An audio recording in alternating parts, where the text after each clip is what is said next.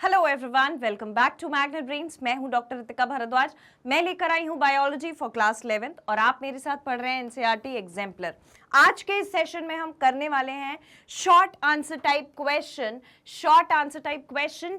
इससे पहले के सेशंस में हम सॉल्व कर चुके थे multiple choice question, very short answer type question as well as quick revision for the chapter structural organisation in animal, जहां पर हमने बहुत सारी बात करी टिश्यूज को लेकर, बहुत सारी बात करी कॉकरोच को लेकर, राइट। तो आज हम बात करेंगे short answer type question for this chapter. लेकिन इस सेशन को स्टार्ट करने से पहले एक इंपॉर्टेंट इंफॉर्मेशन आपके लिए ये है कि मैग्नेट ब्रेन्स पर किंडरगार्टन से क्लास 12 तक के सभी स्टूडेंट्स के लिए सीबीएसई एनसीईआरटी की बुक्स, अदर फेमस राइटर्स की books, Hindi medium as well as English medium में, और यही नहीं competitive exams like olympiad, NTSC, इन सब के लिए वीडियोस जो हैं वो बिल्कुल फ्री ऑफ कॉस्ट अवेलेबल हैं। आपको कुछ चैप्टर्स पढ़ने के बाद, कुछ चैप्टर्स की वीडियोस देखने के बाद भी कोई फीस नहीं देनी, कोई पेड सब्सक्रिप्शन नहीं लेना है। आप अपने सिलेबस की पढ़ाई बहुत आराम से क्वालिटी कंटेंट और बेस्ट टीचर्स के साथ कर सकते हैं, सिर्फ मैग्नेट ब्रेन्स पर। इसी अच्छी बात के साथ हम आज का सेशन अपना स्टार्ट करते हैं। So, the first question in front of us, हमारे सामने पहला short answer type question क्या है? Question number 1 says, give the location of hepatic CK in cockroach. What is their function? हमसे पूछा गया है क्वेश्चन में कि हिपैटिक सीके जो है वो कहाँ पर होते हैं, राइट? उसकी लोकेशन एज वेल एज उसका फंक्शन, ये दो चीजें हमें बतानी है। तो पहले हमें पता होना चाहिए कि हिपैटिक सीके होता क्या है। ठीक, हमने पढ़ा है कि कॉकरोच जो होता है उसके एलिमेंट्री कैनाल यानी कि डाइजेस्टिव सिस्टम में 3 पार्ट्स होते हैं, 3 पार्ट्स इन डाइजेस्टिव सिस्टम, 3 पार्ट्स इन डाइजेस्टिव सिस्टम। कौन कौन से 3 पार्ट्स हमने पढ़े? जल्दी से मुझे कमेंट्स में लिख के बताओ, जल्दी से। I give you 1 minute of time. Video को यहीं पॉज करिए, जल्दी से लिखकर बताइए। This is going to increase your memory, ठीक है? इससे हमारे कंसेप्ट्स क्लियर होते जाएंगे। बीच में ऐसे छोटे छोटे क्वेश्चंस मैं आपसे पूछती रहूंगी और आपको आंसर करते रहना है। What are the 3 parts in the digestive system of the cockroach? हम पढ़ चुके हैं अपने क्विक रिवीजन में, हमने रिवाइज किया हुआ है ऑलरेडी। ओके, लिख दिया? Fine, I will tell you now.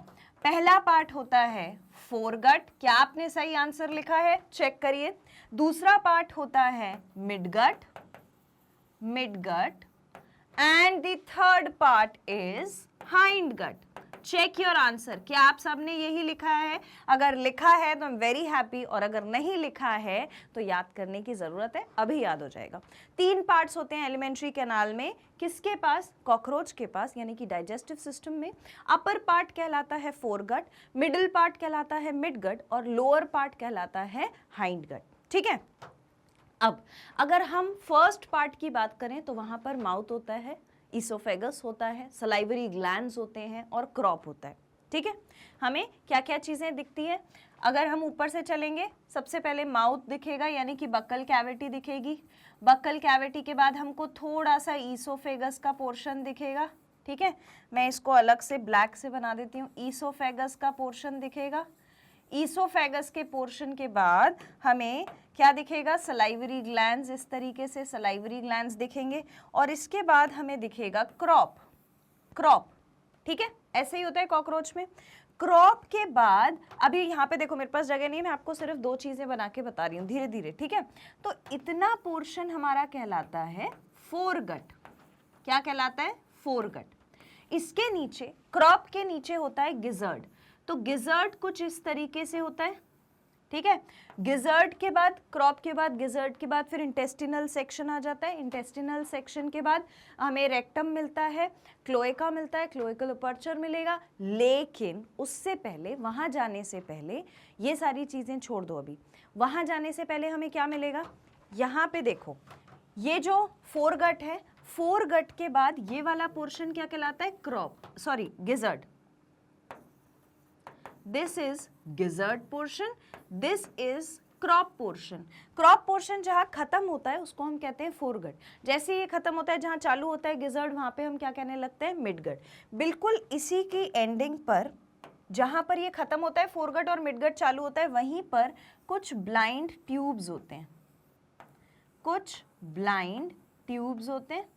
ठीक है, ब्लाइंड ट्यूब्स जो हैं इन्हीं को हम कहते हैं हिपैटिक हिपैटिक सीके, इन्हीं को हम कहते हैं हिपैटिक सीके। जहां पर भी वर्ड हिपैटिक लगा होता है, मैंने आपको पहले भी बताया था, that is referred to as liver. जैसे हमारी बॉडी में लिवर होता है तो हम कहते हैं हिपैटिक, है ना, तो hepatic is referred to as liver. जैसे हमारी बॉडी में हमारा लिवर बाइल जूस सेक्रीट करता है जो आगे जाके डाइजेशन में मदद करता है, उसी तरीके से यहाँ पर गिजर्ड में ये छोटी छोटी जो ब्लाइंड ट्यूब्स दिख रही है, ब्लाइंड ट्यूब क्यों बोला है मैंने, एक ही रास्ते से ओपन है, यहाँ पर क्लोज्ड है, यहाँ पर क्लोज्ड है, और एक ही रास्ता ओपन है, और अगर ऐसा कोई डक्ट होता है तो वो ब्लाइंड डक्ट होता है, ठीक है। तो ब्लाइंड ट्यूब, अंधा अंधा है, आगे जाके कुछ रास्ता नहीं मिलेगा इसको, ठीक है। तो यहां पर होता क्या है, what is the function, they secrete the hepatic juice. What will they do, they will secrete hepatic juices, ठीक है। ये हेपेटिक जूस सेक्रीट करेंगे जो आगे जाके डाइजेशन में मदद करेंगे।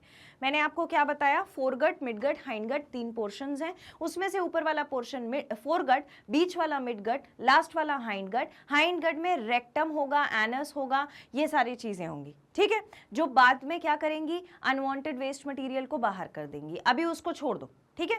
हमें कहाँ बात करनी है, फोरगट और मिडगट की। मैंने लास्ट वाले सेक्शन में जो इंटेस्टाइन और एक्सक्रीशन के लिए ऑर्गन्स प्रेजेंट हैं उसकी बात अभी नहीं करी। क्यों नहीं करी, what I want you to understand is कि हिपैटिक, जो हिपैटिक पोर्शन होता है वो कहाँ प्रेजेंट होता है, फोरगट मिडगट के बीच में, क्रॉप और गिजर्ड के बाद, ठीक है। क्रॉप खत्म हुआ, यहाँ पर गिजर्ड है, गिजर्ड के पास छोटी छोटी बहुत सारी क्या होती है, ब्लाइंड ट्यूब्स, ठीक। अच्छा, मालपीजियन ट्यूब्यूल में और हमारा हिपैटिक सी का जो है, इसमें कंफ्यूज नहीं होना, मालपीजियन ट्यूब्यूल बिल्कुल हाइंड गट के पोर्शन में होती है, ठीक है। नाइट्रोजनस वेस्ट को कन्वर्ट करेंगे यूरिक एसिड में, वो छोड़ दो, ठीक है। हिपैटिक जब नाम आएगा तो वो सिर्फ जूसेस सेक्रेट करेंगे जो डाइजेशन में मदद करेगा। इज दैट क्लियर, इतना समझ में आ गया, ओके, दैट्स इट। तो लास्ट वाले सेक्शन में मैंने आपको क्या क्या बताया, रेक्टम है, एनस है, ये सारी चीजें हमको अभी नहीं देखनी है, हमको सिर्फ हेपैटिक सी के देखने हैं, वो है फोरगट और मिडगट के बीच में, दैट्स इट। आप चाहो तो ये इतना डायग्राम बना के रख सकते हो, clear, okay. Now see a ring of 6 to 8 blind tubules, मैंने आपको बोली थी बहुत सारी ट्यूब्स होती हैं, 6 to 8 ट्यूब्यूल्स होती हैं जिनको हेपैटिक सीके बोलते हैं, are present at the junction of foregut and midgut, वो मैंने आपको बना के बताया। Hepatic caeca secrete digestive juice, और काम क्या करती हैं, डाइजेस्टिव जूस बनाती हैं जो आगे जाके डाइजेशन में मदद करेगा, clear, that's it, that is all about the answer to this question. Next question देखिए, question number 2 says frogs are beneficial for mankind, justify the statement. Question का कहना है कि फ्रॉग का कुछ बहुत इंपॉर्टेंट रोल है मैनकाइंड के लिए, तो उसका काम बताओ। तो मैं आपको बताती हूँ फ्रॉग जो है वो कहाँ कहाँ यूज होता है, कहाँ कहाँ काम आता है। सबसे इंपॉर्टेंट बात जो आपको दिखनी चाहिए और जो मेरे लिए है वो ये है, हम हैं बायोलॉजी पढ़ने वाले स्टूडेंट्स, हमको डॉक्टर बनना है। जब हमें ह्यूमन बॉडी के बारे में पढ़ना होता है और कोई एक्सपेरिमेंट करना होता है तो हम कोशिश करते हैं कि हम किसी एनिमल के ऊपर पहले कोशिश करें कि उसके ऊपर किसी मेडिसिन का, किसी रिसर्च का, किसी साइंटिस्ट की स्टडी का क्या असर आता है, और फिर हम उसको अप्लाई करते हैं ह्यूमन बींग्स पे, क्लियर। तो ये सारी स्टडीज करने के लिए, रिसर्चेस करने के लिए, साइंटिस्ट अपनी पढ़ाई करने के लिए क्या यूज करते हैं, कॉकरोच, तो सॉरी फ्रॉग, ठीक। तो सबसे पहला हमारे पास क्या आता है कि हमारे साइंटिस्ट और रिसर्च वर्क के लिए यूज होता है, ठीक है। दूसरी बात, there are many parts in the country जहां पर ये फ्रॉग जो है इसको खाया जाता है, फूड की तरह यूज किया जाता है। तो कई लोग इसे एज फूड यूज करते हैं, एज फूड यूज करते हैं। इसके बाद और क्या काम होता है, व्हाट एल्स, एग्रीकल्चरल फील्ड में बहुत सारे इंसेक्ट होते हैं, पेस्ट होते हैं। पेस्ट क्या होते हैं, जो स्पॉइल कर देते हैं हमारी क्रॉप को। कैसे स्पॉइल कर देते हैं, ये छोटे छोटे इंसेक्ट्स, छोटे छोटे जो पेस्ट हैं ये खाने लगते हैं हमारी क्रॉप को, और अगर ये खाने लगेंगे क्रॉप को तो डेफिनेटली न्यूट्रिशन खत्म होता जाएगा, उसका न्यूट्रिशन खत्म होगा, ग्रोथ नहीं होगी, खराब हो जाएगी। डिसीजेस भी हो सकती है इन पेस्ट और इंसेक्ट के खाने की वजह से, जो भी उनके सलाइवा में प्रेजेंट होगा केमिकल उसकी वजह से। तो वहाँ पर ये छोटे छोटे जो इंसेक्ट हैं, जो पेस्ट हैं, इनको खा जाता है फ्रॉग, और जब फ्रॉग इनको खा लेता है तो अपने आप फार्मर की मदद हो जाती है। तो एग्रीकल्चर में भी मदद करता है, एग्रीकल्चर में भी मदद करता है। ये 3 पॉइंट इस क्वेश्चन के लिए लिख कर रख लीजिए, ये 3 पॉइंट इस क्वेश्चन के लिए लिख कर रख लीजिए, हिंट है, याद रहेगा इन 3 पॉइंट से, ठीक है। अब आंसर की तरफ देखिए। Frogs are beneficial for mankind as they can eat some crop pest, crop pest खा सकते हैं तो एग्रीकल्चर में यूज हो रहे हैं, एंड प्रोटेक्ट क्रॉप, ठीक है, एक यूज। दूसरा, frogs maintain ecological balance as they're important component of food chain and food web in ecosystem. दूसरा, हाँ एक चीज और, मैंने बोला कि ये फूड की तरह तो यूज होते ही हैं, कुछ लोग इनको खाते तो हैं, लेकिन ये फूड चेन में भी इंपॉर्टेंट है। Why they are important in food chain? क्योंकि अपने नीचे जितने भी इंसेक्ट हैं उसको खाने वाला तो फ्रॉग ही है। अगर फ्रॉग उसको नहीं खाता तो फ्रॉग को कोई खाने वाला नहीं होता, क्योंकि फ्रॉग मर जाता भूखा, तो फ्रॉग को कोई खाने वाला उसके ऊपर जो होगा वो भी परेशान हो जाएगा, उसको खाना नहीं मिल रहा, वो भी मर जाएगा। तो अब क्या होगा, अगर इंसेक्ट नहीं खाए मैंने, तो मैं फ्रॉग हूं, तो मैं क्या हो गया, फ्रॉग भूखा मर गया। अब अगर फ्रॉग ही मर जाएगा तो इसके ऊपर खाने वाले कहाँ जाएंगे, वो भी मर जाएंगे। तो इस तरीके से अगर फूड चेन में एक भी ट्रॉफिक लेवल अफेक्ट होता है, हमने फूड चेन में कई सारे ट्रॉफिक लेवल पढ़े थे, फर्स्ट, सेकंड, थर्ड, फोर्थ, तो ये जो ट्रॉफिक लेवल है हर्बीवोर के बाद कार्निवोर, ओमनिवोर, अगर एक भी लेवल बीच का चला गया तो बाकी सारे लेवल डिस्टर्ब हो जाएंगे, क्योंकि खाने की, फूड की स्कैरसिटी यानी कि डेफिशिएंसी हो जाएगी। तो वहां भी यूज होता है। They are edible in some countries, और मैंने बोला था फूड की तरह यूज होता है, so they are edible in some countries. That's it, that is all about the answer to this question. बहुत ही अच्छा सा, प्यारा सा, लड्डू सा क्वेश्चन था, कोई डिफिकल्टी नहीं थी। नेक्स्ट क्वेश्चन देखिए। The body of sponges does not possess tissue level of organisation though it is made up of thousands of cells. Comment.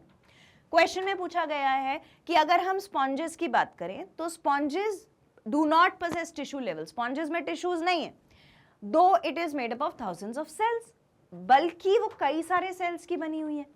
तो ऐसा क्यों है, इसके बारे में बताइए। जब हम स्पॉन्जेस को पढ़ते हैं तो हमने पढ़ा है स्पॉन्जेस में, मैंने एनिमल किंगडम जहाँ पढ़ाया था वहाँ पर ये पढ़ाया है ना, अभी भूलने का नहीं है। किसी भी चैप्टर में कोई भी क्वेश्चन किसी भी फॉर्म में पूछा जा सकता है, इंटर रिलेटेड है, को रिलेटेड है, इसीलिए पुराना कुछ भी भूलना नहीं है, सब कुछ लेके चलना है। स्पॉन्जेस जो हैं वो क्या करती हैं, sponges are cellular level of organisation, यानी यहाँ पर सारे के सारे जो लेवल ऑफ ऑर्गेनाइजेशन है, जो लेवल बनी हुई है, एक ऑर्गेनाइजेशन बनी हुई है, वो सिर्फ सेल्स की बनी है। सेल्स ने मिलकर के टिश्यू नहीं बना दिया। क्यों नहीं बना दिया, देखो यहाँ पर इसकी स्पॉन्ज की जो बॉडी थी वो बहुत आसान सी एक बॉडी है, जहाँ पर हमने पढ़ा था कि बॉडी कुछ इस तरीके से होती है कि बॉडी के पास यहाँ पर छोटे छोटे छोटे छोटे पोर्स होते हैं, पोर में से वाटर अंदर जाता है, वाटर अंदर जाता है हर बार, ठीक है। जैसे ही वाटर अंदर जाता है तो फूड लेके जाता है और गैसेस लेके जाता है। वाटर अंदर घुसा, फूड और गैसेस लेके, यहाँ पर पूरे सेल्स के बीच में चेंजेस हुए, है ना, सबने अपनी इंपॉर्टेंट चीजें ले ली, वेस्ट प्रोडक्ट वाटर को दे दिया, वाटर यहाँ से बाहर आ गया बॉडी से, ठीक है। तो ये क्राइटेरिया जब चलता रहा तो कोई ब्लड वैस्कुलर सिस्टम काम नहीं कर रहा। यहाँ पे क्या हुआ, सेल्स ने आपस में एक इंपॉर्टेंट क्राइटेरिया शो किया जो हर एक सेल के लिए इंपॉर्टेंट है और आपके लिए भी इंपॉर्टेंट है। इसी फ्रेज से इस क्वेश्चन को पूछा जाता है, जो कहलाता है division of labour, division of labour. यहां पर स्पॉन्जेस की बॉडी में सेल्स ने ही आपस में काम डिवाइड कर लिया और डिवीजन ऑफ लेबर करके वो जी रहे हैं, इसीलिए उन्होंने टिश्यू बनाया ही नहीं। हाँ, अगर कोई बहुत ऐसा काम करना होता जहां पर वो सेल कंप्लीट नहीं कर पाती काम, तो फिर टिश्यू बनाना ही पड़ता। तो यहाँ पे क्या किया, सेल ने ही पूरा का पूरा डिवीजन ऑफ लेबर कर लिया, सारा का सारा काम सेल ने कर लिया, तो उसने बनाया ही नहीं क्या, टिश्यू।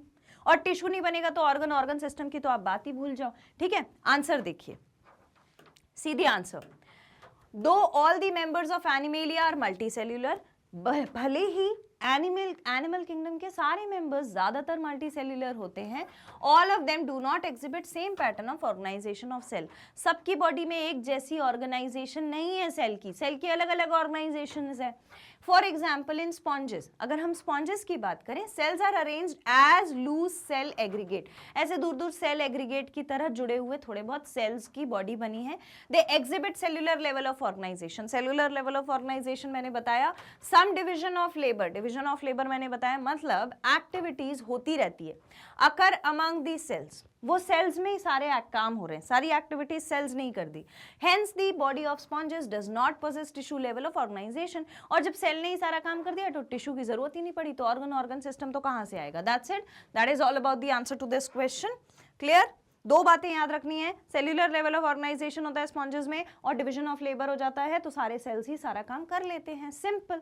नेक्स्ट क्वेश्चन देखिए, structural organisation in animals attain different levels as, organisms में जो स्ट्रक्चर बना होता है वो अलग अलग लेवल का बना होता है, जैसे cell, organ system. What is missing in this chain? Definitely one thing is missing in this chain. We'll see that. Mention the significance of such an organization. ऐसी organization का significance क्या है, यानी कि काम क्या है, वो हमें बताना है, ठीक है। तो हमारे पास क्या क्या प्रेजेंट है, हमारे पास प्रेजेंट है सेल, उसके बाद ऑर्गन दिया है, ऑर्गन सिस्टम दिया है, बल्कि जो सही स्टेप होगा वो क्या होगा, सही चेन जो होगी कि group of cells form tissue, group of cells form tissue, and group of tissue form organ, and group of organ form organ system, और organ system मिलकर के एक पूरा का पूरा ऑर्गेनिज्म बना लेगा, ठीक है। अब देखो क्या मिसिंग था, ये टिश्यू मिसिंग था, ठीक है, टिश्यू मिसिंग था, ठीक। अब और क्या पूछा गया है, पहला तो हमने कंप्लीट कर दिया, और क्या पूछा गया है, mention significance of such an organisation, इस ऑर्गेनाइजेशन का मतलब क्या है। देखो जहां पर सेल्स पूरा काम नहीं कर पा रहे थे, उन्होंने क्या किया, भाई मैं एक अकेला इंसान कितना काम कर सकता है, सारे काम तो नहीं कर सकता, तो मैंने क्या किया, जैसे अगर हम स्कूल की बात करें तो स्कूल में क्या टीचर ही सारा काम कर लेगी, क्या वो पढ़ भी लेंगी, क्या वो पढ़ा भी देंगी, क्या वो सफाई भी कर देंगी, क्या वो मैनेजमेंट भी देख लेंगी, प्रिंसिपल भी बन जाएगी, नहीं हो सकता। तो क्या किया गया, ये एक सेल था, टीचर अगर एक सेल है तो भाई मैनेजमेंट करने वाले ऑफिस बियरर्स, ऑफिस के जो लोग होते हैं वो क्या होते हैं, वो दूसरा टिश्यू हो गए, स्टूडेंट दूसरा टिश्यू हो गए, वर्क करने वाले जो हेल्प करने के लिए भैया दीदी लोग होते हैं जो क्लीन रखते हैं हमारे प्लेसेस को जिससे कि हम अच्छे से काम कर सकें, वो एक अलग टिश्यू हो गया। तो ये अलग अलग टिश्यू बनाने पड़ेंगे अगर आप अच्छे से काम करना चाहते हो, बॉडी को ऑर्गेनाइज करना चाहते हो।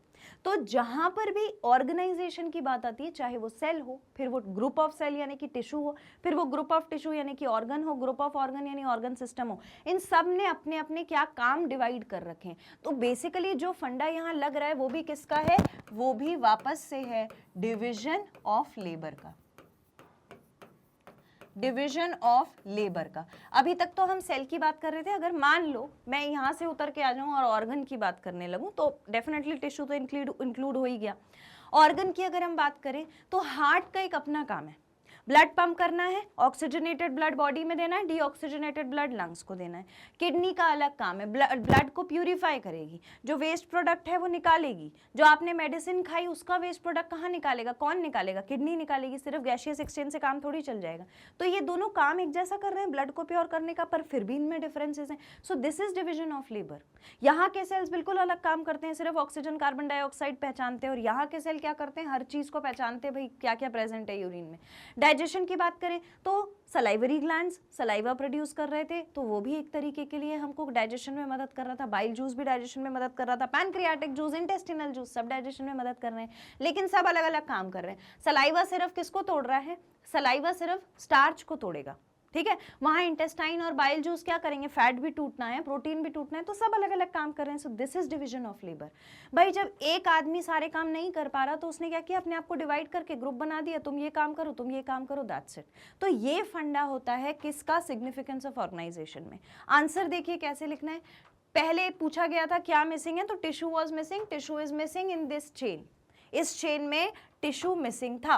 इन मल्टीसेल्युलर एनिमल्स, जब हम मल्टीसेल्युलर एनिमल्स की बात करते हैं, group of similar sales along with intercellular substance perform specific function, वहां पर सिमिलर सेल का ग्रुप जिनका इंटरसेल्युलर सब्सटेंस भी एक जैसा है वो एक जैसा काम करेंगे, मतलब बेसिकली ओरिजिन फंक्शन जिनका एक जैसा है वो एक जैसे ही हो जाएंगे। Such an organisation is called tissue. ऐसा अगर कोई हमें प्रोसेस दिखे, ऐसा कोई ग्रुप दिखे तो उसे हम कहते हैं क्या, टिश्यू हो। Tissue are organised in specific proportion and pattern to form an organ like stomach, lung, heart, kidney. अभी मैंने आपको जो एग्जांपल बताया किडनी का, हार्ट का, स्टमक का, तो स्पेसिफिक प्रोपोर्शन, स्पेसिफिक पैटर्न में अगर ऑर्गन काम करता है तो वो ऑर्गन अलग अलग बन जाते हैं, जैसे कि स्टमक है, लंग है, किडनी है, लिवर है। When two or more organs perform a common function by their physical or chemical interaction, they together form organ system। अब डाइजेशन में स्टमक भी जरूरी है, ईसोफेगस भी जरूरी था, फेरिंग्स भी जरूरी था, माउथ भी जरूरी था, नहीं तो खाना अंदर कैसे आता बोलस के फॉर्म में। फिर इंटेस्टाइन भी जरूरी थे, दोनों स्मॉल और लार्ज। पैनक्रियाज भी जरूरी था, जूस वहीं से आएगा, लिवर भी जरूरी था। तो ये पूरे मिलके एक जैसे ही काम कर रहे हैं, भले ही अलग अलग थोड़ा थोड़ा इनका डिफरेंट है, पर काम तो इनका, पर्पस तो एक ही है ना, डाइजेशन का। तो उनने बना लिया ऑर्गन सिस्टम, ऑर्गन्स ने मिलके बना लिया ऑर्गन सिस्टम, जैसे digestive system, respiratory system etcetera. तो यहाँ तक अपनी सिस्टम की कहानी क्लियर हो गई। Cells, tissue, organ and organ system split up the work in the way they exhibit division of labor। देखो मैंने बोला था ना division of labor यहाँ पे भी आएगा, जहाँ पर भी अलग अलग ग्रुप काम करेंगे ना, वहाँ division of labor आंख बंद करके लिख देना। contribute to the survival of body as a whole। और ये सब अलग अलग काम करके division of labor करके पूरी की पूरी एक बॉडी चला रहे हैं, ताकि वो लिविंग ऑर्गेनिज्म अपना पर्पस सॉल्व कर सके। क्लियर हो गया? That is it. बहुत इजी है, ऐसा कुछ हार्ड टफ नहीं है इसमें, लेकिन हाँ थोड़ा लेंथी कंसेप्ट है, लेकिन हम पढ़ चुके हैं। हमने 9th में भी पढ़ा है, 10th में भी पढ़ा है, 11th में भी पढ़ रहे हैं, तो इतना तो हम कर ही देंगे। नेक्स्ट क्वेश्चन देखिए। Stratified epithelial cells have limited role in secretion, justify their role in our skin. जो स्ट्रैटिफाइड सेल्स होते हैं एपिथेलियल सेल्स, उनका लिमिटेड रोल होता है सेक्रीशन में, ऐसा क्यों है? देखो पहला क्या लिखा हुआ है word, stratified epithelium. Stratified epithelium का मतलब होता है कि अगर I will make this a bit, हाँ ये हमारी क्या है, this is our basement membrane. ये क्या है? Basement membrane. Basement membrane, basement membrane के ऊपर ये कॉलमनर सेल्स, कॉलमनर सेल्स में यहां बेसल न्यूक्लियस, कॉलमनर सेल्स के ऊपर आए क्यूबॉइडल सेल्स, फिर इनके पास न्यूक्लियस, फिर आए और भी सेल्स, फिर स्क्वैमस सेल्स भी आए। तो बेसिकली हमें क्या दिख रहा है? लेयर ऑफ सेल्स दिख रही है। तो अगर हमें सेवरल लेयर ऑफ सेल दिखता है, several layer of cell, multiple layer of cell, कई सारी लेयर्स दिखें अगर सेल की, तो ऐसी एपिथेलियम को हम बोलते हैं स्ट्रैटिफाइड, स्ट्रैटिफाइड एपिथेलियम। ठीक है, तो ये स्ट्रैटिफाइड है। अब आप सोचो, अगर इसे कुछ सेक्रीशन करना है, मतलब कोई चीज प्रोड्यूस करनी है और उसे बाहर निकालना पड़ेगा, बाहर फेंकना पड़ेगा, तभी वो ब्लड में जाएगा। तो अब आप सोचो, यहाँ से इसको चलना पड़ता, फिर ये और एक एक, दो दो, तीन तीन सेल क्रॉस करता, तो प्रोसेस थोड़ा टफ हो जाता, डिफिकल्ट हो जाता। क्यों ना ये एक ही लेयर रखे, बेसमेंट मेम्ब्रेन, पतले पतले से सेल रखे, बढ़िया आराम से इसने क्रॉस कर लिया, ये हो गया इसका काम। तो ये ऐसा काम ज़्यादा सही है सेक्रीशन के लिए या ऐसा? ये वाला सही है, डेफिनेटली ये वाला नहीं है। तो जहां पर भी सेक्रीशन की बात आती है, वहां पर कौन सी एपिथेलियम होती है? वहां पर पतली थिन वाली एपिथेलियम होगी, स्क्वैमस एपिथेलियम। ठीक है, अब हमें यहां पर मिली हुई है स्ट्रैटिफाइड एपिथेलियम। स्ट्रैटिफाइड एपिथेलियम जो है वो वहां प्रेजेंट होती है जहां पर ड्राई स्किन होती है। ड्राई स्किन मतलब अब जैसे हमारी स्किन है, हमारी स्किन में बेस में नए सेल्स बनते रहते हैं, ऊपर आते हैं मैच्योर होते हैं, देखो शेप चेंज होता जाता है ना, ऊपर आते आते पतले होते जाते हैं। तो जैसे ही पतले होते जाएंगे, मैच्योर हो जाएंगे, यहाँ से फिर शेड हो जाएंगे, यहाँ से शेड हो जाएंगे। तो स्ट्रैटिफाइड एपिथेलियम हमारी ड्राई स्किन में प्रेजेंट होती है। क्या काम करती है? प्रोटेक्शन का काम करती है। अब स्किन में प्रेजेंट है, इतनी सारी लेयर्स हैं, तो ये क्या करेगी? ये प्रोटेक्ट करेगी। किससे प्रोटेक्ट करेगी?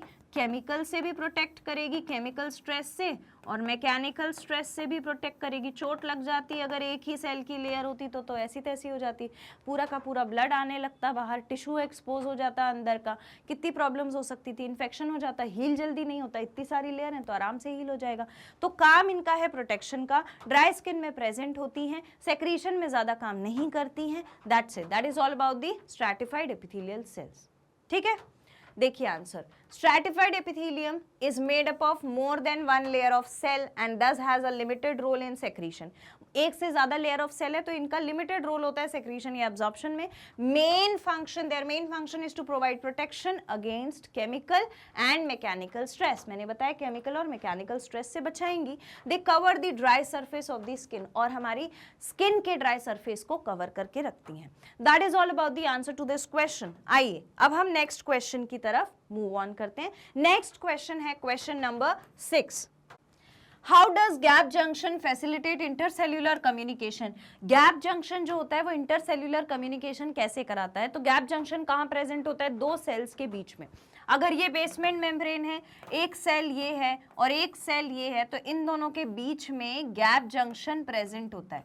ठीक है, अब ये जो गैप जंक्शन है वो क्या करता है? इन दोनों सेल्स के बीच में एक्सचेंज ऑफ मटेरियल कराता है। एक्सचेंज ऑफ मटेरियल कराता है।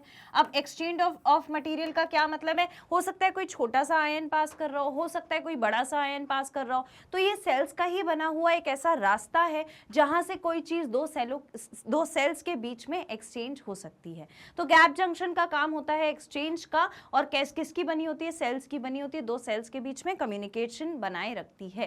That's it. आंसर देखिए, gap junction facilitate cells to communicate with each other by connecting the cytoplasm of adjoining cell. Cytoplasm जो है उसका कनेक्शन बनाए रखती है, तो साइटोप्लाज्म से चीजें भी ट्रांसफर हो जाती हैं। For rapid transfer of ion, small molecules and sometimes big molecules, छोटे बड़े हर टाइप के मॉलिक्यूल्स इस प्लाज्मा के थ्रू ट्रैवल कर सकते हैं और एक्सचेंज हो सकते हैं दो सेल्स के बीच में। That is the significance of gap junction. That's it. That is all about the answer to this question. Next question देखिए, question number 7 says, why are blood, bone and cartilage called connective tissue? Connective tissue में हमने पढ़ा है loose connective tissue, dense connective tissue, active connective tissue। तो ये जो connective tissues हैं जिसमें bone, कार्टिलेज और ब्लड आता है, इनको कनेक्टिव टिश्यू क्यों बोला जाता है? ऐसा इसीलिए बोला जाता है क्योंकि ये पूरी बॉडी के फंक्शंस के बीच में, चाहे हेड हो चाहे टो हो, हर जगह, चाहे एक्सट्रीमिटीज यानी कि जिसको हम बोलते हैं लिम्स हो, हाथ हो, हमारे पैर हो, उन सब जगह इक्वल कंट्रीब्यूशन बनाए रखती है हर चीज का। देखो, ऑक्सीजन अगर ब्रेन में कम है तो पैरों में भी कम होगी। बहुत कम ऐसा होता है किसी एक्टिविटी, किसी फिजिकल वर्क के कारण कि इनका ऑल्टर हो जाए प्रेजेंस और एब्सेंट या अमाउंट जो है वो, ठीक है, हमारी एक्सट्रीमिटीज में। वरना तो सब चीजें ट्रैवल कर सकती हैं ब्लड से और हर जगह ट्रैवल करती हैं और एक कम्युनिकेशन बना रहता है। So that is the function कि इसको कनेक्टिव टिश्यू इसीलिए बोला है क्योंकि इसने पूरी बॉडी के बीच में एक कनेक्शन बनाया हुआ है। ब्लड हर जगह प्रेजेंट है, बोन हर जगह प्रेजेंट है, कार्टिलेज हर जगह प्रेजेंट है। So it is forming a connection between whole of the body. Answer देखिए, blood, bone, cartilage are called connective tissue because of their special function of linking and supporting other tissue organ of the body. Connection बनाया हुआ है, link बनाया हुआ है, support कर रहे हैं एक दूसरे को, हर ऑर्गन को, हर दूसरे स्ट्रक्चर को, इसीलिए इनको क्या बोला जाता है? कनेक्टिव टिश्यू बोला जाता है। That is all about 7th question. आइए क्वेश्चन नंबर 8 देखते हैं। Question number 8 says, why are neurons called excitable cells? Neurons को एक्साइटेबल सेल्स क्यों बोलते हैं? जो एक्साइट करें। Mention special features of membrane of neuron, और मेम्ब्रेन जो होती है न्यूरॉन की उसका क्या स्पेशल फीचर होता है? तो जैसे ही हम न्यूरॉन के बारे में बात करते हैं, हमने पढ़ा है न्यूरॉन कैसा दिखता है, ऐसे साइटॉन होता है, साइटॉन के बाद एक्सॉन होता है, एक्सॉन के बाद नर्व एंडिंग्स होती हैं और उसमें सिनेप्टिक नॉब होता है। अब ये जो साइटॉन है इसके पास डेंड्राइट्स भी होते हैं, इस तरीके से डेंड्राइट्स होते हैं, है ना, और यहाँ पर साइटोप्लाज्म होता है, इसको हम कहते हैं साइटोन, इसको हम कहते हैं एक्सॉन। एक्सॉन में माइलिन शीथ, नोड ऑफ रेनवी, ताकि इंपल्स जल्दी से ट्रैवल कर जाए, और ये फिर है हमारी नर्व एंडिंग, नर्व एंडिंग। ठीक है, इतना समझ में आ गया? ये तो हम पढ़ रहे हैं, तो हम शुरू से पढ़ते आ रहे हैं। अब होता क्या है, ये जो न्यूरॉन है ये एक्साइटेबिलिटी कॉज करता है, मतलब कोई भी नर्व इम्पल्स इसमें ऐसे आती है बिजली की तरह। ठीक है, कहाँ से आती है? डेंड्राइट से। जो छोटे छोटे दिख रहे हैं ये डेंड्राइट्स हैं, डेंड्राइट से आती है। डेंड्राइट से फिर साइटॉन जाती है, साइटॉन से स्मूथली एक्सॉन, एक्सॉन से फिर आती है नर्व एंडिंग, और नर्व एंडिंग में ये सिनेप्टिक नॉब्स दिख रहे हैं। ये सिनेप्टिक नॉब्स के अंदर न्यूरोट्रांसमीटर होता है, यानी कि वो केमिकल जो एक न्यूरॉन से दूसरे न्यूरॉन तक पहुंचा दे नर्व इम्पल्स को। ठीक है, तो आगे इसके बाद जो भी न्यूरॉन प्रेजेंट होगा, जो भी सेल प्रेजेंट होगा, जो भी रिसेप्टर ऑर्गन होगा या इफेक्टर ऑर्गन होगा, मतलब कि रिस्पॉन्स करने वाली मसल होगी, या जो भी इसके आगे स्ट्रक्चर प्रेजेंट होगा, उसको क्या काम करना है, उसे एक्साइटेबिलिटी दिखानी है, मतलब उसमें नर्व इंपल्स जानी चाहिए, या उसे काम नहीं करना है, उसे रुक जाना है, हमें हाथ हटा लेना है, ये सारे फंक्शंस गाइड करने वाला ये न्यूरॉन ही है, इसीलिए न्यूरॉन को कहते हैं कि एक्साइटेबिलिटी कॉज करता है। Are you getting my point? Neuron nerve impulse लेकर आता है और फिर आगे आने वाले सेल या टिश्यू या फिर ऑर्गन को बताता है कि आपको क्या काम करना है, उसको गाइड करता है, उसका फंक्शन गाइड करता है कि काम करना भी है या नहीं करना। ये सारी चीजें इससे आने वाली नर्व इंपल्स कराती है, तो इसीलिए ये क्या कहलाता है, एक्साइटेबल कहलाता है, कि एक्साइट करता है आगे के स्ट्रक्चर को, चाहे वो सेल हो, टिश्यू हो या कुछ भी हो। देखिए, neurons are called excitable cell because when a neuron is suitably stimulated, जैसे ही न्यूरॉन में इंपल्स आई, ये खुद स्टिमुलेट हुआ, एक्टिव हुआ, इलेक्ट्रिकल डिस्टर्बेंस इज जनरेटेड, कुछ इलेक्ट्रिकल डिस्टर्बेंस होता है, ठीक है, मतलब कि कुछ केमिकल्स आपस में इंटरैक्शन शो करते हैं, which swiftly travel along its plasma membrane, जो आराम से फिर प्लाज्मा मेम्ब्रेन के थ्रू पूरे सेल में जाता है। Arrival of disturbance at the neurons ending, जब नर्व इंपल्स इस नर्व एंडिंग में आती है और output zone triggers events that may cause stimulation, inhibition of adjacent neuron and other cell. तो क्या करता है वो, इवेंट्स को एक्टिव करती है। कौन से इवेंट्स को? स्टिमुलेट भी कर सकती है और इनहिबिट भी कर सकती है, कोई काम करवा भी सकती है, कोई काम बंद भी करवा सकती है। हो सकता था कि आपके न्यूरॉन्स आपको बोलें कि हाँ कोई गर्म चीज को आप छू लो, हाथ नहीं जलेगा, तो आप गर्म चीज को छू लोगे। चाय का कप अगर आप पकड़ लोगे तो उससे हाथ जल रहा है क्या? हाथ नहीं जल जाता अगर बहुत ज्यादा गर्म नहीं है तो। और अगर आप हाथ हटा लोगे तो आपका इनहिबिशन हो गया ना फंक्शन का, तो इनहिबिशन हो जाएगा ऑफ एडजेसेंट न्यूरॉन, या तो न्यूरॉन का या उससे रिलेटेड किसी अदर सेल का। That is all about the function of the neuron, कि क्यों न्यूरॉन जो है वो एक्साइटेबल सेल कहलाता है। ठीक है, दैट्स इट। नेक्स्ट क्वेश्चन देखिए, question number 9, why earthworm is called friend of farmer. Earthworm को फार्मर का फ्रेंड क्यों बोला जाता है? जब मैंने आपको चैप्टर स्टार्ट किया था तो कुछ चीजें बताई थी, वहां पर मैंने बताया था वर्मी कंपोस्टिंग, मतलब अर्थवर्म को फार्मर्स जो है वो सॉइल में डाल देते हैं। जब अर्थवर्म फार्मर्स को सॉइल में डाल देते हैं तो ये करते क्या है, सपोज अगर ये एक सॉइल वाला टैंक है, ठीक है, इसमें पूरी सॉइल रखी हुई है, या रैदर मैं इसे अंदर लिख देती हूँ, यहाँ पर पूरे में सॉइल रखी हुई है, यहाँ पर डाल दिया गया एक अर्थवर्म, ठीक है, अर्थवर्म को मैं ऐसे बना देती हूँ, ये एक अर्थवर्म, ठीक। अर्थवर्म डालने से क्या होगा, ये अर्थवर्म है ना छोटे छोटे बरो बना लेगा, छोटे छोटे छेद बना लेगा सॉइल में। पहले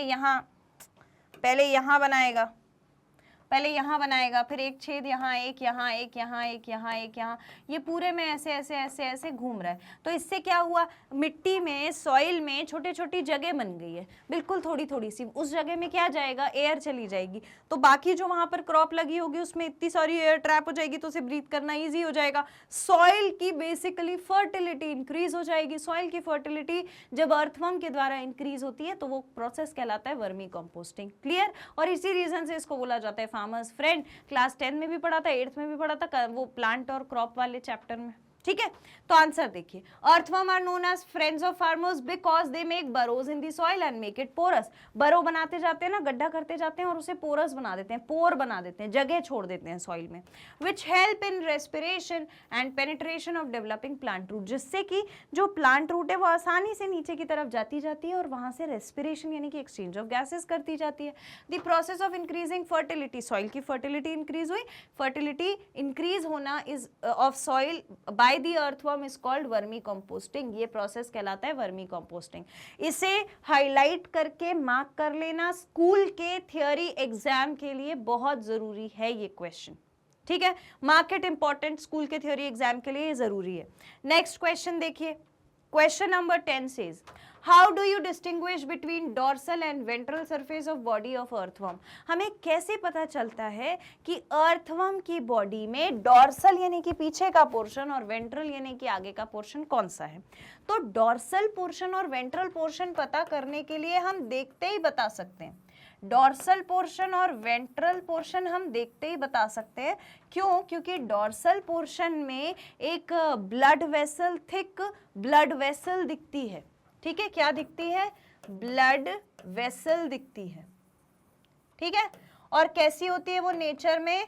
थिक होती है, थिक ब्लड वेसल दिखती है।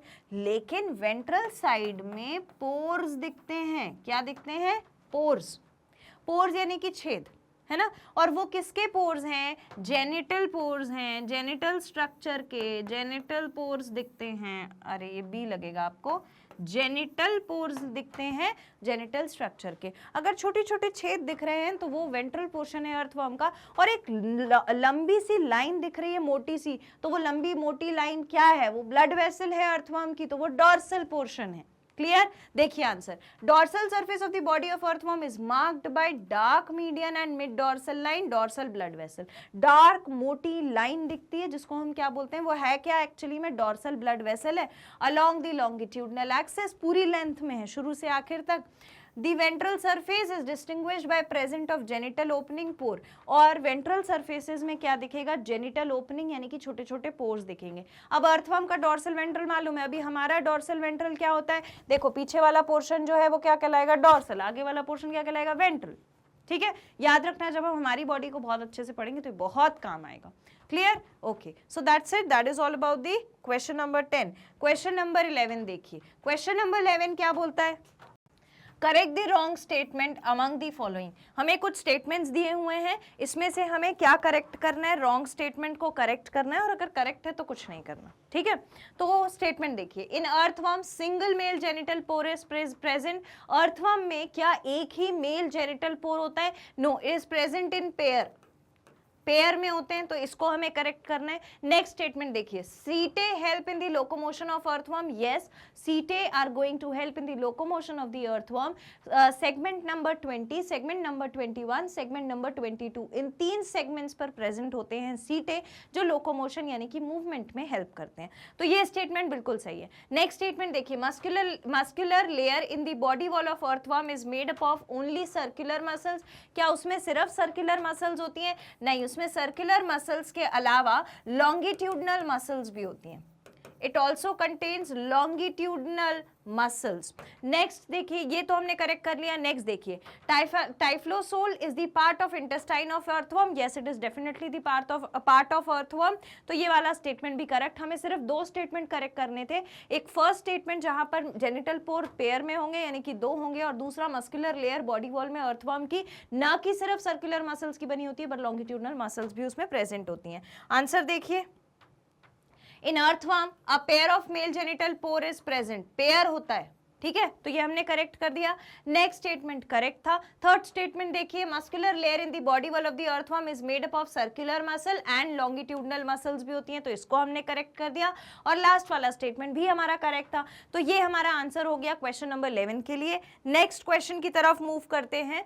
नेक्स्ट क्वेश्चन क्या पूछता है? Question number 12 says why nephridia in earthworm that are basically similar in structure classified into 3 types. अगर नेफ्रीडिया अर्थवर्म में है तो उसको 3 तरीके से क्लासिफाई क्यों किया गया?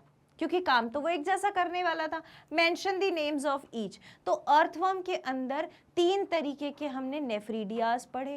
पहला हमने पढ़ा septal nephridia. Septal nephridia, septum का मतलब होता है एक पतली सी मेम्ब्रेन जो डिवीजन करवाए। तो अर्थवर्म में हमें मालूम है कि कई सारे सेगमेंट्स थे, 1 2 3 4, मान लो अभी हमने इतने ही बनाए। तो ये है बीच का, ये सेप्टा है। इस सेप्टम पे जो नेफ्रीडिया होता है वो दोनों साइड प्रेजेंट होता है, दोनों साइड प्रेजेंट होता है। ठीक है, यहां भी प्रेजेंट होगा, यहां भी प्रेजेंट होगा, दोनों एंड्स पर, लेकिन होगा सेप्टम में, तो उसको कहते हैं सेप्टल नेफ्रीडिया। पहले उसको देखो, excretory organ occur as segmental arranged coil tubule called nephridia. Nephridium they are 3 types. क्या क्या टाइप्स हैं? पहला मैंने बताया septal nephridia. Septal nephridia is located in both sides of the intersegmental septa from 15 segment till the end. 15 segment से start होता है, and segment तक सारे सेगमेंट में प्रेजेंट होता है। Total number of segment earthworm में कितने होते हैं? 100 से 120 तक। अब आप सोचो 15 से चालू है, उसके बाद पूरी बॉडी में प्रेजेंट है सेप्टा। ठीक है, ये सेप्टल नेफ्रीडिया, और क्या करेगा, नाइट्रोजनस वेस्ट को रिमूव करेगा बॉडी में से। नेक्स्ट देखिए, pharyngeal nephridia, it is located in the 4th, 5th, 6th segment of earthworm. Pharyngeal nephridia को फेरेंजियल नेफ्रीडिया बोला ही इसीलिए गया क्योंकि फेरिंग्स वाले पोर्शन में प्रेजेंट था। फेरिंग्स वाले पोर्शन में मतलब upper portion of the body में, तो कहाँ प्रेजेंट है, 4th, 5th और 6th पोर्शन पे प्रेजेंट है। क्योंकि सेप्टल नेफ्रीडिया जो है वो तो 15th से चालू हुआ, ऊपर वाले पोर्शन में जो उसका हीमोलिम्फ प्रेजेंट है उसमें से कौन ले जाएगा, ठीक है, तो वहां पर एक्सचेंज के लिए फेरेंजियल नेफ्रीडिया। फिर होता है integumentary nephridia, located in the body wall, that is the integument of the earthworm, पूरी बॉडी वॉल में लोकेटेड है, ठीक है, तो बॉडी वॉल से करा देगा एक्सचेंज। तो ये 3 टाइप के नेफ्रीडियाज प्रेजेंट होते हैं अर्थवर्म में, जो कि नाइट्रोजनस वेस्ट को एक्सक्रीट आउट करते हैं बॉडी में से। Clear, that is all about the answer to this question. Question number 13 देखिए, common name of some animals are given in column A, scientific name बताना है कॉलम बी में। Column A में दिया हुआ है टाइगर, तो टाइगर का कॉमन नेम होता है पैंथेरिस, पैंथेरा टाइगरिस, तो पैंथेरा टाइगरिस, ठीक है, तो Panthera tigris is the common name, sorry scientific name of the tiger. Peacock को क्या बोलते हैं, पीकॉक को बोलते हैं Pavo cristatus, Pavo cristatus is the scientific name of the peacock. और हाउस फ्लाई जो होती है, हाउस फ्लाई का नाम होता है मस्का डोमेस्टिका, तो मस्का डोमेस्टिका हमारा साइंटिफिक नेम होता है किस चीज का, हाउस फ्लाई का। ठीक, तो अब आंसर्स देख लीजिए इसके। अब देखो ये वाले नाम तो हमें याद करने ही पड़ेंगे, टाइगर का पैंथेरा टाइगरिस, पीकॉक का Pavo cristatus and house fly का Musca domestica. So these are the common names. ये वाले कौन है, ये वाले सारे के सारे कॉमन नेम्स हैं, These are the common names जिनसे हम इन्हें जानते हैं, और ये हैं इनके scientific names that you need to memorise. ऐसे 4-5 चीजों के, मैंगो का भी पता होना चाहिए, पोटैटो का भी पता होना चाहिए, इन चीजों का पता होना चाहिए, that's all, that is enough. Clear, okay. Next question देखिए, question number 14 says complete the following statement. हमें कुछ स्टेटमेंट दिए, उन्हें हमें कंप्लीट करना है। पहला स्टेटमेंट देखिए, इन cockroach grinding of food particle is performed by. Cockroach के डाइजेस्टिव सिस्टम में 3 पार्ट पड़े थे, फोरगट, मिडगट, हाइंडगट। उसमें से एक पार्ट ऐसा होता है जो क्या करता है, कॉकरोच में ग्राइंडिंग का काम परफॉर्म करता है। क्या करता है, ग्राइंडिंग का काम परफॉर्म करता है। तो ग्राइंडिंग करने के लिए इसके पास कौन होता है, गिजर्ड। गिजर्ड क्या करता है, कट कर देता है, ग्राइंड कर देता है। Malpighian tubule help in the removal of, nitrogenous waste को हटाने में काम करते हैं, नाइट्रोजनस वेस्ट को। Malpighian tubule will remove the nitrogenous waste। उसके बाद hind gut of cockroach is differentiated into, hind gut में क्या क्या होता है, hind gut में होता है कोलोन, रेक्टम, ठीक है। एक्चुअली में हम इसको ऐसा लिखते हैं कि इलियम, कोलोन और रेक्टम, ये 3 पार्ट हमें दिखते हैं कहां पर, कॉकरोच के लास्ट जो पोर्शन होता है जिसको हम कहते हैं hindgut of the alimentary canal, वहां पर। नेक्स्ट है कॉकरोच में blood vessel open into spaces called, open spaces जो होती हैं जहां पर कुछ भी फिल नहीं होता, खाली जगह होती है, उसको बोलते हैं साइनसेस, जो कि हमारी बॉडी में भी प्रेजेंट होते हैं, मैंने आपको बताया था। तो यहाँ पे भी वो क्या कहलाते हैं, साइनस, SINUS, साइनस कहलाते हैं। दैट्स इट, आंसर्स चेक कर लीजिए। In cockroach grinding of food particle is performed by gizzard, gizzard ने grinding of food particle किया। Next, Malpighian tubule help in removal of nitrogenous waste, Malpighian tubule क्या करते हैं, nitrogenous waste हटाते हैं। Hind gut of cockroach is differentiated into ileum, colon and rectum, तो ये वाला आंसर। लास्ट देखिए, in cockroach blood vessels open into spaces called sinuses, blood vessels जहां ओपन होती हैं उन spaces को sinuses कहा जाता है। That's it, that is all about the answer। Next question देखिए, mention special features of eye in cockroach. Eye जो होती है कॉकरोच की वो कैसी होती है, तो कॉकरोच के पास जो आई होती है वो होती है कंपाउंड आई, जिसमें बहुत सारे छोटे छोटे सेगमेंट्स होते हैं जो इमेज फॉर्म करने का काम करते हैं और किसी भी एक इमेज की छोटी छोटी पिक्चर बना लेते हैं और फिर मिला करके एक धुंधली सी एक ब्लर्ड इमेज फॉर्म करते हैं। तो compound eyes give the mosaic vision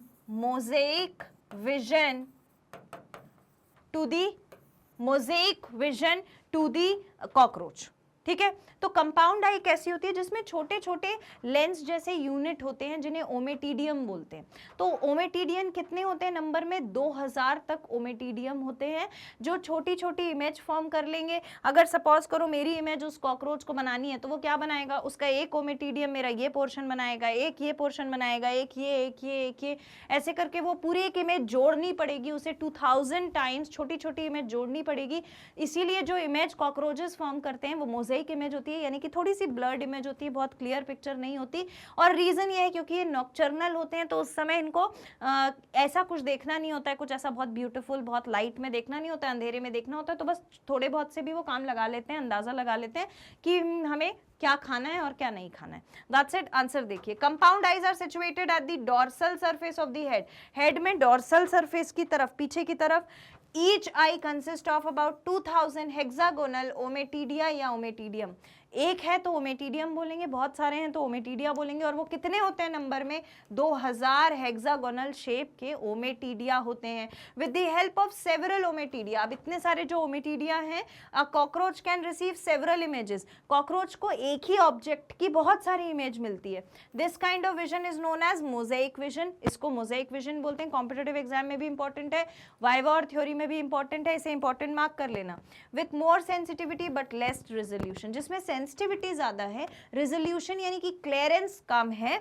being common during night, hence called nocturnal vision. और रात के समय में ऐसा होता है, इसीलिए रात को जो भी होता है उसको क्या बोलते हैं, नॉक्टर्नल विजन बोलते हैं, because it is happening in the night time. Clear? That's it, that is all about the answer to this question. Next question देखिए, frog is poikilotherm, exhibit camouflage and undergo estivation, hibernation. How are all these beneficial to it?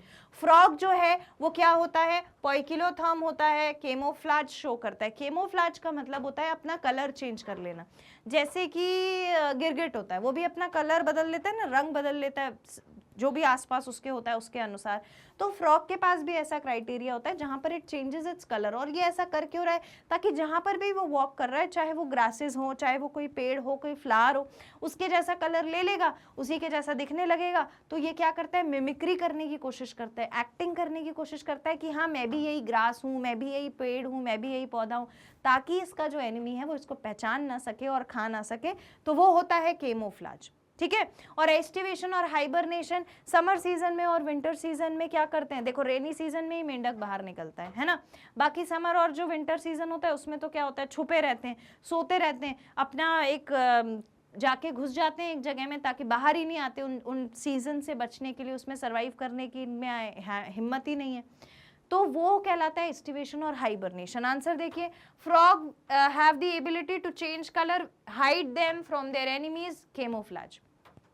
Colour change किया, enemy से hide किया, जिस जगह बैठे हैं वैसे ही दिखने लगे, तो वो कैमोफ्लाज कहलाएगा। Protective colouration is called mimicry. और ये जो प्रोटेक्टिव इन्होंने अपने आप को कलर कर लिया वो क्या कहलाता है, मिमिक्री कहलाता है। Frogs are not seen during peak summer and winter. जो फ्रॉग्स होते हैं वो पीक समर में या पीक विंटर में नहीं देखने को मिलते।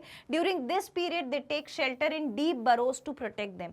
इस समय ये क्या करते हैं, अंदर डीप बरो बना के, बड़े बड़े छेद बनाकर उनमें घुस जाते हैं बहुत अंदर तक। From extreme heat and cold, this is called as summer sleep. अगर समर्स में हो रहा है, गर्मी के सीजन में हो रहा है, तो उसको कहते हैं गर्मी में वो सो रहे हैं, तो वो कहलाता है एस्टिवेशन। एंड विंटर में अगर ऐसा हो तो कहलाता है हाइबरनेशन। समर में एस्टिवेशन, विंटर में हाइबरनेशन कहलाता है। दोनों टाइम पर वो सो ही रहे हैं अपने बरों में जाकर, क्योंकि उस टेम्परेचर में ये सर्वाइव नहीं कर सकते, ना इनमें सर्वाइव करने की कैपेसिटी है। That's it. That is all about the answer to 16th question. अब हम मूव करते हैं नेक्स्ट क्वेश्चन की तरफ। नेक्स्ट क्वेश्चन है question number 17। Write the functions in brief in column B appropriate to the structure given in column A. column A में हमें कुछ structures दिए हैं, उनके functions हमें लिखने हैं column B में. देखिए क्या क्या दिया हुआ है हमें. निक्टिटेटिंग मेम्ब्रेन, तो निक्टिटेटिंग मेम्ब्रेन जो होती है वो फ्रॉग में प्रेजेंट होती है आई के ऊपर. अगर आप फ्रॉग की आई देखोगे तो वहां पर एक ट्रांसपेरेंट सी शीट होती है जो आई को प्रोटेक्ट करने के लिए होती है.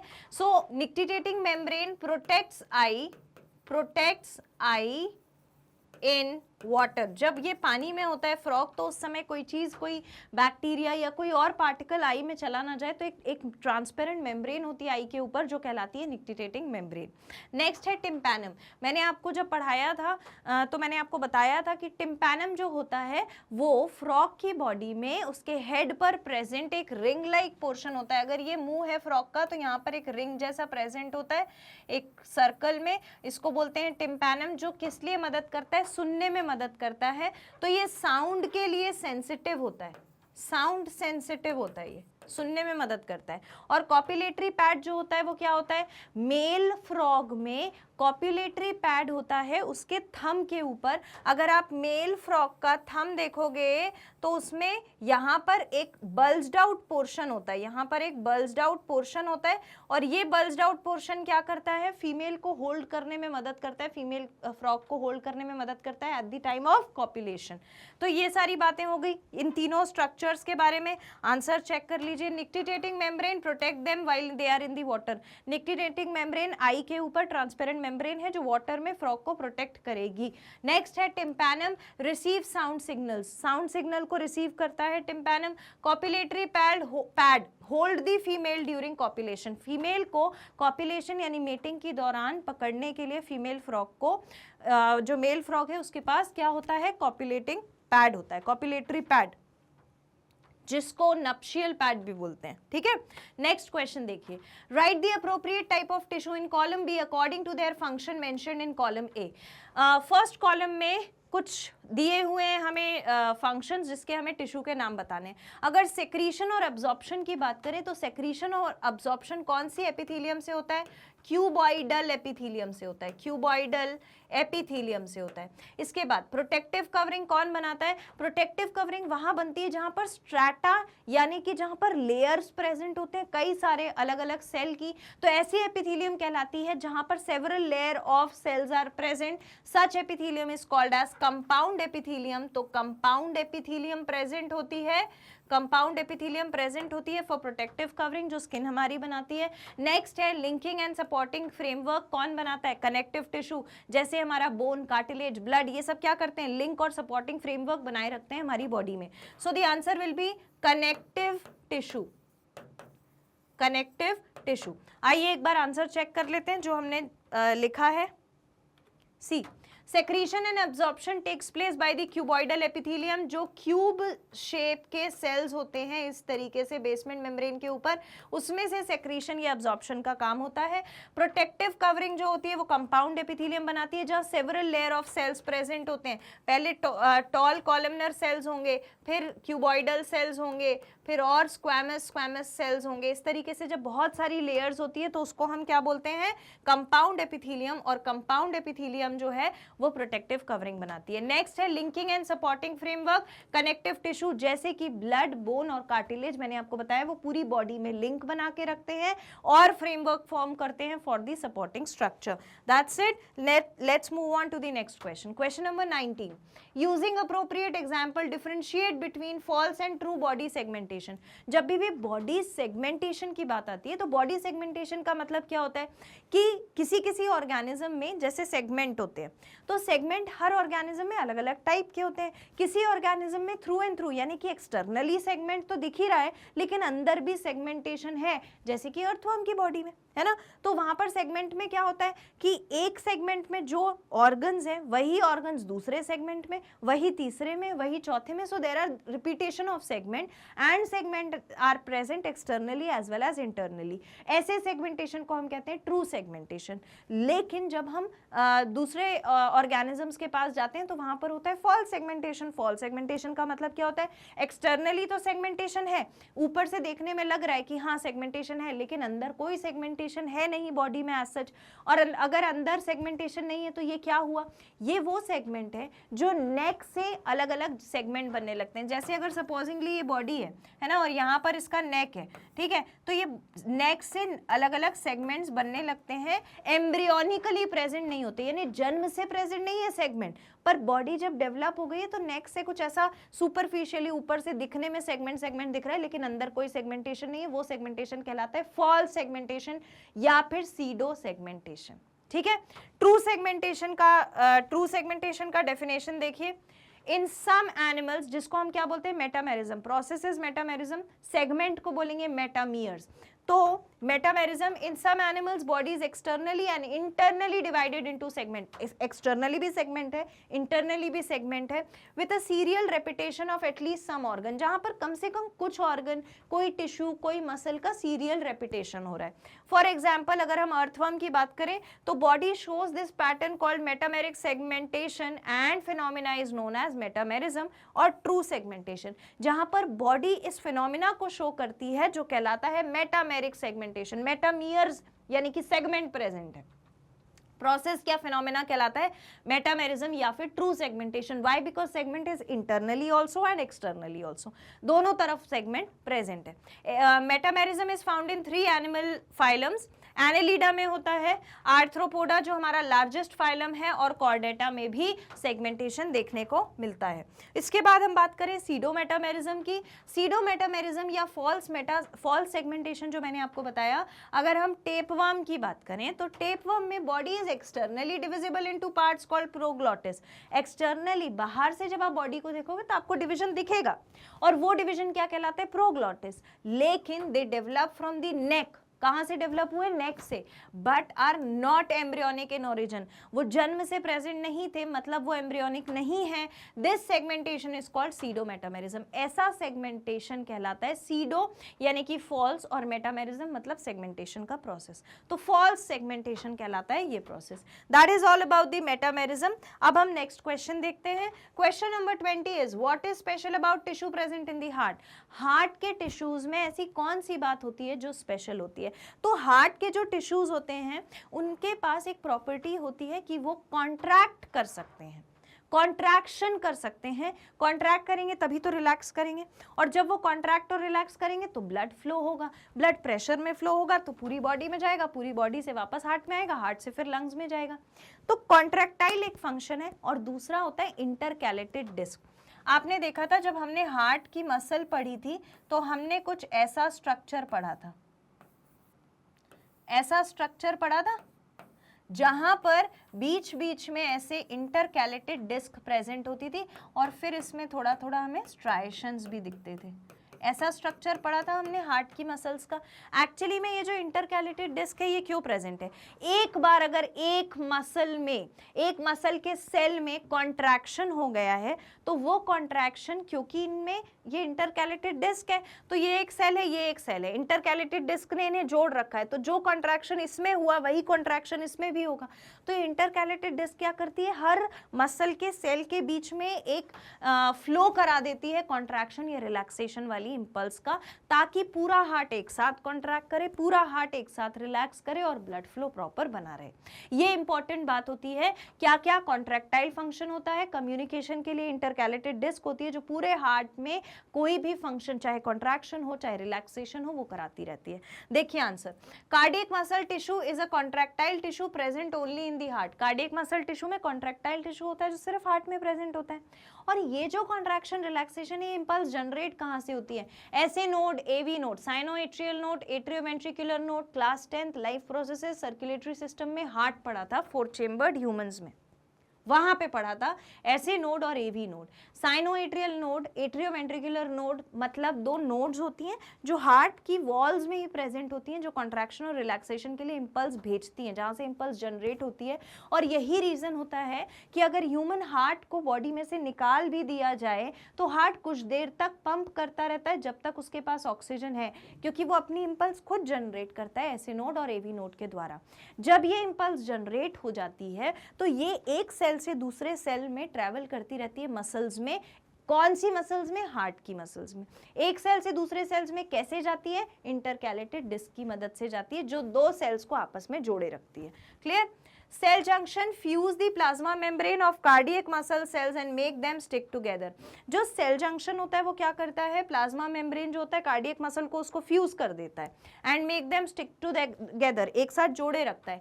कम्युनिकेशन जंक्शन, जिसको हमने इंटरकैलेटेड डिस्क बोला है, at some fusion points allow the cells to contract as a unit. कहीं कहीं पे वो क्या करता है? सेल्स को कॉन्ट्रैक्ट करा देता है एक साथ as a unit. That is when one cell receives a signal to contract, its neighbor and are also stimulated to contract। अगर एक सेल को सिग्नल मिल गया कि कॉन्ट्रैक्ट होना है तो इसका नेबर भी कॉन्ट्रैक्ट हो जाएगा, फिर इससे जुड़ा हुआ इसका नेबर भी कॉन्ट्रैक्ट हो जाएगा, फिर इससे जुड़ा हुआ इसका नेबर। इस तरीके से पूरे सेल्स एक साथ एक यूनिट की तरह कॉन्ट्रैक्ट हो जाएंगे। This is all about the function of the heart, special tissue of the heart. Clear? That's it. That is all about the answer to this question. यहाँ पर हमने कंप्लीट कर लिए हैं short answer type question for the chapter structural organisation in animal. Next session में हम long answer type questions को solve करेंगे, लेकिन तब तक के लिए आप आसानी से पढ़ सकें इसलिए मैग्नेट ब्रेन्स ने आप लोगों की सुविधा के लिए इन सारे वीडियोस को chapter wise, subject wise, book wise available कराया है। यूट्यूब के अलावा दो जगह और, एक हमारी ऑफिशियल वेबसाइट जिसका नाम है www.magnetbrains.com और दूसरी हमारी ऐप जो कि प्ले स्टोर पर अवेलेबल है मैग्नेट ब्रेन्स के नाम से। आपको क्या करना है? आप टाइप करिए www.magnetbrains.com, ऑफिशियल पेज ओपन होगा जहां एक ऑप्शन लिखा होगा एक्सप्लोर टॉप कोर्सेज, वहां पर जाइए, उसे क्लिक करिए। जो भी पढ़ाई आप करना चाहते हैं, जैसे सीबीएसई इंग्लिश मीडियम पढ़ना है उस पर क्लिक किया, एनसीईआरटी एग्जाम्पलर हमें सॉल्व करना है, इसमें देख लीजिए एनसीईआरटी एग्जाम्पलर 6 to 12 लिखा हुआ मिलेगा। वहां पर हर सब्जेक्ट, हर टीचर के बारे में, हर क्लास के लिए आपको मिल जाएगा पोर्टल, उस पर क्लिक करिए। वहां पर बायोलॉजी पढ़ना है, वॉच नाउ पे क्लिक किया, जैसे ही वॉच नाउ पे क्लिक करोगे तो ऐसा पेज ओपन होगा जहां पूरा डिस्क्रिप्शन है कि इस पर्टिकुलर पेज में क्या क्या आपको मिल जाएगा। नीचे लिखा है वॉच चैप्टर वाइज वीडियो, यहाँ लिखा है सिलेबस ओवरव्यू है, चैप्टर 1 है, चैप्टर 1 के कंसेप्ट्स हैं, very short answer MCQ, whatever you want to study. यहाँ सीक्वेंस में आपको ये सारी चीजें अरेंज्ड मिल जाएंगी हर चैप्टर के लिए। उसको वॉच नाउ लिखा होगा, जैसे ही आप इस वॉच नाउ पे क्लिक करोगे तो इस तरीके से वीडियो आपके सामने प्ले होने लगेगा और आप आसानी से अपनी पढ़ाई कर सकते हो बिना किसी परेशानी के, बिल्कुल free of cost, because the Magnet Brain is the only platform that provides 100% free education from kindergarten to class 12 students. अगर आपको सेशन में सब कुछ समझ में आ गया है तो सेशन को लाइक जरूर कर देना so that I can connect with you. कुछ भी पूछना है कमेंट में पूछ सकते हो, जो क्वेश्चन मैंने आपसे पूछे हैं उसके आंसर मुझे कमेंट में दीजिएगा। सब्सक्राइब कर लीजिए चैनल को ताकि कोई भी इंपॉर्टेंट अपडेट आप मिस ना करें और शेयर करिए इसे सारे फ्रेंड्स और सिबलिंग्स के साथ। Stay connected with me. Thank you so much.